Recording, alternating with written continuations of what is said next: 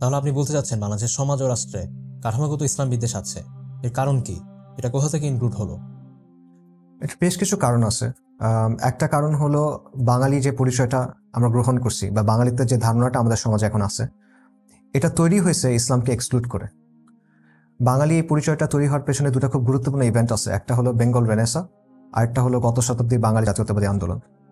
Bengal Renaissance ছিল 18th এবং 19th সেঞ্চুরিতে মূলত কলকাতা কেন্দ্রিক একটা আন্দোলন, সামাজিক এবং সাংস্কৃতিক আন্দোলন, যেটা মূলত ছিল উচ্চবর্ণের হিন্দু এবং ব্রাহ্মদের।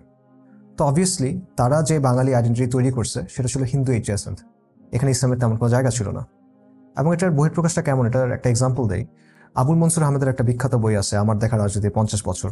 সেখানে উনি বলতেছেন যে যখন ব্রিটিশ বিরোধী আন্দোলন হচ্ছিল তখন হিন্দু এবং মুসলিমদের রাজনৈতিক ঐক্যের কথা আসছিল। তো মুসলিম নেতারা চাচ্ছিলেন হিন্দু এবং মুসলিমদের মধ্যে রাজনৈতিক মিলন বা ফেডারেশন, আর হিন্দু নেতারা চাচ্ছিলেন হিন্দু এবং মুসলিমদের মধ্যে ফিউশন বা মিশ্রণ। কেমন ফিউশন?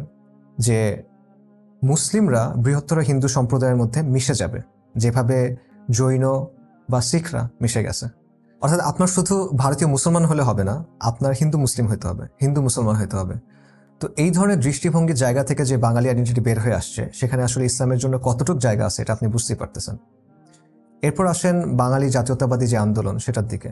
এটা হয়েছে গত শতাব্দীর 50 এবং 60-এর দশকে, এবং এখানেও কনসিয়াসলি, সচেতনভাবে ইসলামকে ডাউনপ্লে করা হয়েছে বা মুসলিম পরিচয়কে ডাউনপ্লে করা হয়েছে। এটার কারণ হলো এখানে বাঙালি আইডেন্টিটিটা তৈরি করা হয়েছে পাকিস্তানি আইডেন্টিটির একটা কাউন্টার হিসেবে। আর পাকিস্তান ইনিশিয়ালি তৈরি হয়েছিল মুসলিম পরিচয়ের নামে। তা আপনি যখন এটা একটা কাউন্টার তৈরি করবেন, তখন অবভিয়াসলি সেখানে আপনার ইসলামকে বা মুসলিম পরিচয়কে ডাউনপ্লে করতে হবে। কাজেই এই বাঙালিত্বের যে পরিচয়, বাঙালিত্বের যে ধারণা, সেটার মধ্যে ইনবিল্ট একটা ব্যাপার আছে যে ইসলামকে এক্সক্লুড করার এবং মুসলিম পরিচয়কে ডাউনপ্লে করার। এটা হলো একটা বিষয়।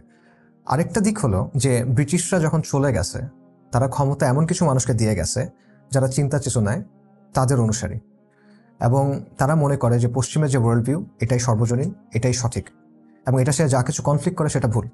এবং অবভিয়াসলি ইসলামের জ্ঞানতত্ত্ব, ইসলামের ওয়ার্ল্ড ভিউ পশ্চিমের চিন্তা চেতনার সাথে সাংঘর্ষিক। এই কারণে ইসলামের ব্যাপারে তাদের একটা নেগেটিভিটি আছে। আবার তারা বিশ্বকে দেখে একদিকে কলকাতার চোখ দিয়ে, আরেকদিকে পশ্চিমের চোখ দিয়ে। এবং ব্রিটিশদের জন্য ইসলাম এবং মুসলিম সবসময় একটা প্রবলেম ছিল, কারণ মুসলিমরাই বারবার তাদের বিরুদ্ধে বিদ্রোহ করছে এবং এই বিদ্রোহগুলোর ভিত্তি ছিল Islam. So Islam is something dangerous তাদের জন্য। Islam is something that needs to be controlled.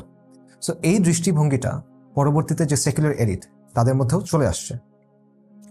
এরপর চিন্তা করেন যে সেকুলারিজম ইটসেলফ, এটাও একটা কারণ। কারণ এই অঞ্চলগুলোতে সেকুলারিজম কিন্তু অর্গানিকভাবে তৈরি হয় নাই, এটা কলোনিয়াল সময়ে জোর করে চাপা দেওয়া হয়েছে।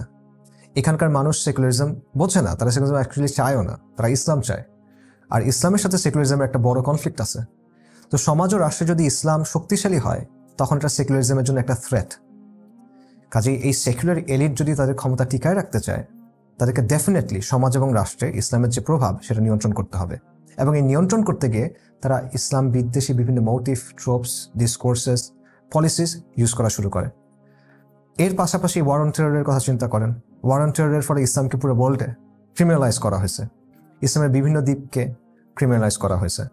বিশেষ করে আপনি যদি রাজনীতির ব্যাপারে ইসলামের জায়গা থেকে চিন্তা করেন, আপনি যদি ওয়ার্ল্ড কনফ্লিক্টের ব্যাপারে ইসলামের জায়গা থেকে চিন্তা করেন, তখন আপনাকে বলা হচ্ছে র্যাডিক্যাল বা সামথিং ওয়ার্স। এটাও একটা রিজন। সো এই সব কিছু মিলে, এই হিস্টোরিক্যাল কনটেক্সট মিলে আমাদের সমাজে এমন একটা অবস্থা তৈরি হয়েছে যে আমরা নিজেরা অনেক ইসলাম বিদ্বেষী ট্রোপস, মোটিভস, ডিসকোর্সেস, লেবেলস গ্রহণ করে নিছি, বুঝে বা না বুঝে, এবং আমরা নিজের অজান্তেই হয়তোবা সেগুলো ইউজ করা শুরু করছি। সো এই সব কিছু মিলে বেসিক্যালি আমাদের সমাজের মধ্যে ইসলাম বিদ্বেষের ব্যাপারটা তৈরি হয়েছে এবং ব্যাপারটা টিকে আছে। বাংলাদেশে এত এত সমস্যা থাকার মধ্যে কেন ইসলাম বিদ্বেষ নিয়ে আলোচনা করাই গুরুত্বপূর্ণ? এটা কয়েকটা কারণে গুরুত্বপূর্ণ। প্রথম ব্যাপারটা হলো এটা অস্তিত্বের প্রশ্ন। এই যে কালচারাল হেজেমনি, এই ইসলাম বিদ্বেষের প্রকল্প, এটার সাথে ইসলামের যে দ্বন্দ্ব, এটা একটা জায়গায় থেমে থাকবে না, এটা কোনো না কোনো দিকে যেতে হবে। অর্থাৎ এটার হয় উন্নতি হবে অথবা অবনতি হবে। আর যদি বর্তমান অবস্থা চলে তাহলে এটার অবনতি হবে।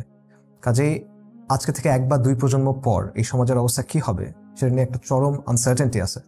আপনার বংশধরেরা আসলে ইমানের উপর থাকবে কিনা সেটা আসলে নিশ্চিতভাবে বলার কোনো সুযোগ নেই। সো এখানে একটা বড় আনসার্টেনটি আছে এবং এটা একটা অস্তিত্বের প্রশ্ন। এটা একটা বিষয়। দ্বিতীয় বিষয়টা হলো যে ইসলাম বিদ্বেষের যে প্রকল্প, সেটা সবসময় চাইবে ইসলামকে নিয়ন্ত্রণ করতে। একদিকে সে ইসলামের কিছু অংশকে বাতিল করে দিবে, কিছু অংশকে ক্রিমিনালাইজ করবে, বলবে এগুলো অপরাধ, এগুলো বলা যাবে না, করা যাবে না। অন্যদিকে সে চাইবে ইসলামের একটা গৃহপালিত ভার্জন তৈরি করতে। তো এটা বেসিক্যালি ইসলামের বিকৃতি ঘটানো। তো as Muslims we have to resist that. আমরা তো এটা মেনে নিতে পারি না, আমাদের এটার বিরুদ্ধে আসলে প্রতিরোধ করতে হবে, এটা আপনার কোনো অপশন নাই। আর থার্ড যে বিষয়টা, সেটা হলো যতক্ষণ এই সমাজের মধ্যে এভাবে ইসলাম বিদ্বেষ থাকবে, আপনি এবং আমরা সেকেন্ড ক্লাস সিটিজেন হয়ে থাকবো। আমাদের যে সামাজিক অ্যাসপিরেশনস, আমরা যে পলিটিক্যাল অ্যাসপিরেশনস, এগুলো কোনো কিছু আমরা প্রকাশ করতে পারবো না। এটাকে ক্রিমিনালাইজ করা হবে, নানাভাবে দমন করা হবে, নানাভাবে স্টেরিওটাইপ করা হবে।